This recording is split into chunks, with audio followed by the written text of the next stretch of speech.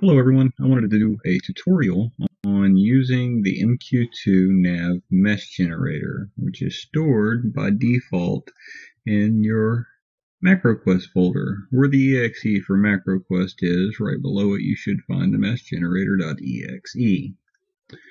You have a couple of initial setup steps that you'll need to do, and the first one is going to be the settings. There's only two settings for the MQ2Nav Mesh Generator, and that is the EQ path, and that is where EverQuest is stored, and the nav mesh path, and that is where MacroQuest is stored. You'll see that this is the release folder. Alright, and this is the release folder. So it's asking you, where is MacroQuest 2 at? So if I was to change, I would go to my user folders, right? And find my name, go to my desktop, where I have MacroQuest 2 at, and then the release folder. This is as far as you go. You do not have to select MQ2Nav, which is where the actual meshes are, but if you double click that and then hit select folder, it's going to store them in another folder called MQ2Nav, and you won't be able to find them. So we want to do the release folder only. That's the folder you want. And as far as the EQ path goes, it's pretty much the same thing. You want the folder that the .exe for the game is stored. In my case, it's a program files EverQuest because I have a couple of hard drives. Alright, so I'm going to go to my secondary drive and to my program files where EverQuest is. And this is as far as I want to go. I'm going to select that folder. Now, I can close that, and I have that portion of it set up. Now, for the sake of creating a new nav mesh, for whatever zone I choose that I want to do the nav mesh for, you will find that you get much more accurate detail from it in respect to objects in the zone, such as doors and things of that nature. If you use the mesh generator after you've entered the zone at least once with the MQ2Nav loaded. For this example, I've actually moved all of my nav mesh files to a different folder. Alright, so we will see that my MQ2 release MQ2Nav folder is completely empty, so I won't be able to load any objects for that reason. Alright, but I can open any zone that I want, and it doesn't really matter because none of them have any objects at the moment. And we will use Velx like I did in my previous video that I felt the need to redo. And you'll find that in this particular case the entrance is here, and then we're just going to use the default settings and hit build mesh. Alright, when you hit build mesh, it doesn't store the nav mesh in the folder, okay, but if you hit save afterwards, then it stores it. Okay, so let's delete that. And there's another hotkey that you can use to save in the event your computer is lagging quite a bit. The buttons become less responsive. So what we're going to do now is hit Control and S. And it moves me because the WASD keys don't care what other mod key you're pushing, etc. But we'll go here and we'll see that I now have the Velctor nav mesh again.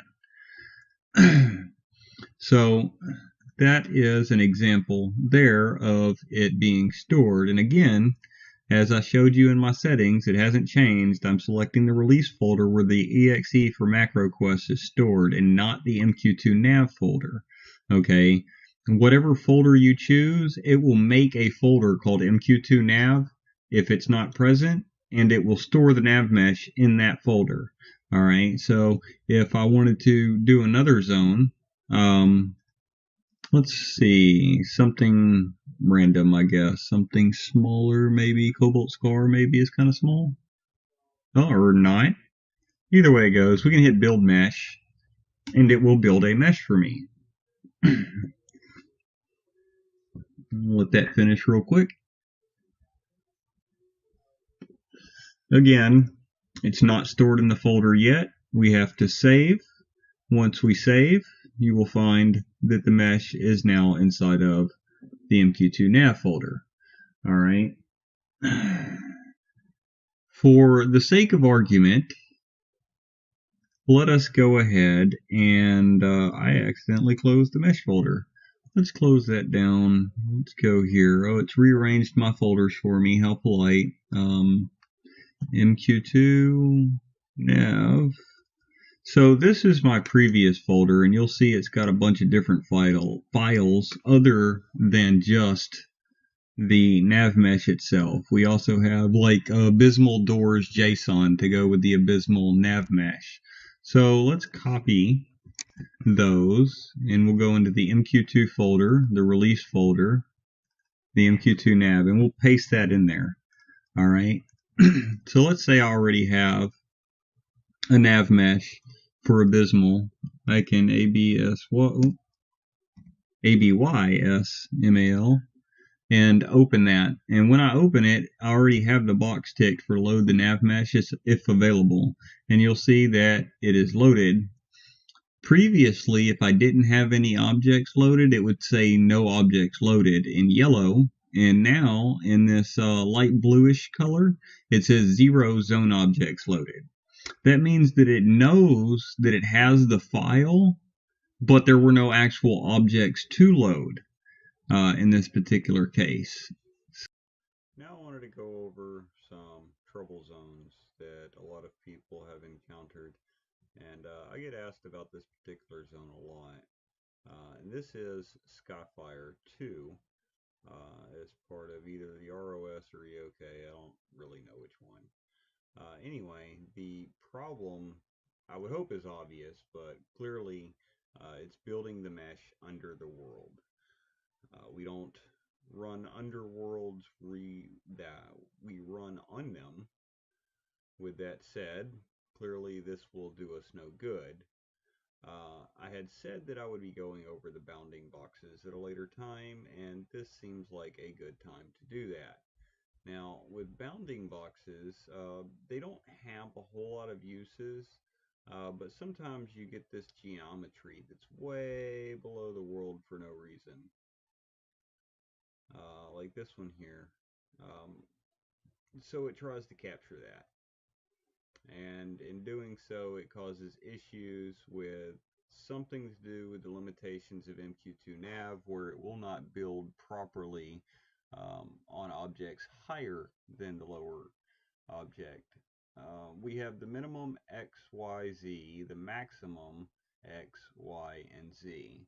And for the sake of MQ2Nav, the Y axis is our up and down. Okay, so the minimum being the bottom, the maximum being the top. Again, you have your X, which is your left to right, and then your Z, which is your front to back. Not sure why it's different inside of EverQuest, or why the coordinates are accepted different inside of EverQuest, etc. But for the sake of using the mesh generator, that is relevant information. To correct this issue, you'll want to increase the minimum y-axis to get rid of this random geometry, and actually quite a bit further after that as well. So we want to increase the minimum. We're going to bring it all the way up, and you want to bring it up close to the bottom of the world, but you don't want to go too high, because you can in fact cut off the bottom of the world. I've gotten pretty close. It's yeah, it looks good. So that looks like it's covering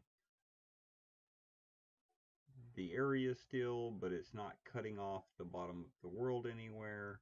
So we should be okay to build that. So that's what we're going to do.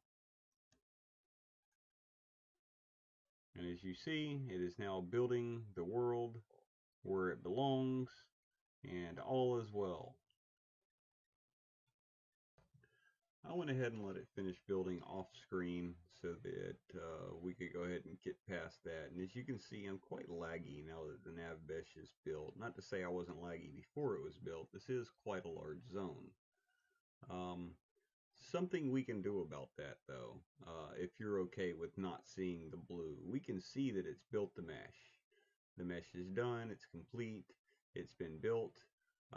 Now, in order to free up some processing power, we can go to View, Show Debug, and then change it to Nav Mesh Invis.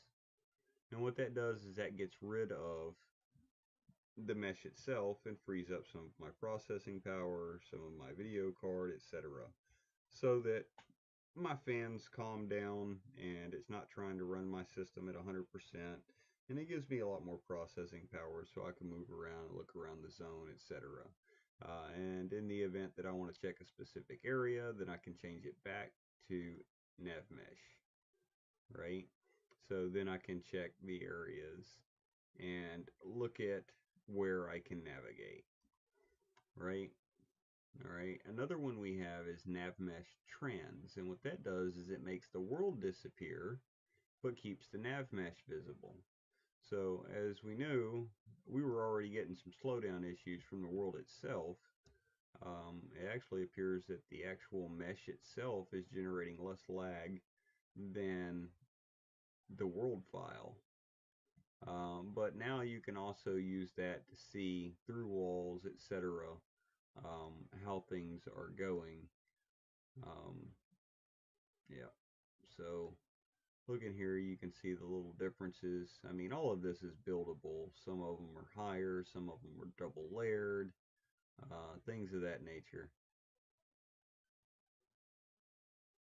Like here, it's double layered. I'm not necessarily going to be able to navigate down here, but you can see that the world overlaps in some places. Right. And that's all for the portals. I do not think are currently working, so it looks different, but no portals. Nav mesh nodes, no clue. Looks just like the regular nav mesh. Input, no idea. Got nothing. Right. Here we are in Bastion of Thunder. A lot of people have trouble with this zone, and they're going to continue to have trouble with this zone for various reasons.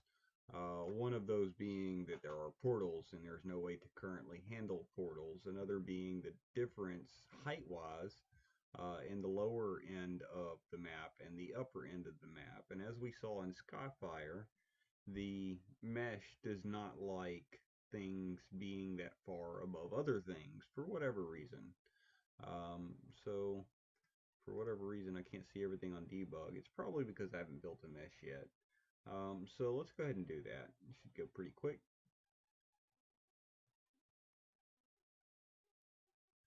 All right, so now we have our mesh, and we can see where the mesh is drawn. So everything down here looks fine, but if we go up and up, we can see, well, I guess it's not fine. It's less fine now. So here it's building stuff, but it's not building stuff where stuff belongs. And that's again the same issue we had with Skyfire. The difference between this and Skyfire is the very bottom of the bounding box is at the very bottom of the world. So we need it to be that low. So how can we fix this? Well, to my knowledge, there is currently no way to fix this. It will work up to here. And that's about it. Nothing beyond this. Anything beyond this and you run into this kind of crazy stuff because the stairs don't work right. The world is not being built where it's supposed to be built, so the mesh does not adhere to the landings. Again, you can have the upper or the lower part of the zone, but you cannot have both. So again, we can increase the minimum Y, bounding box, build the mesh, move up, and you'll see it's building on top of the buildings where it's supposed to. You go in here, it's building this stuff where it's supposed to. But I mean, it's still not doing any good for me because I can't use the whole zone without having to swap out mesh files back and forth, which can be quite annoying. So if we reset the bounding box, build the mesh again, you can see it's building stuff in arbitrary locations. No good, no good, no good. Alrighty. So again, there's just some zones that MQ2Nav is not good for whatever limitation that it has currently, or whatever awkwardness that the way a zone is built is causing it. That's just the way it is.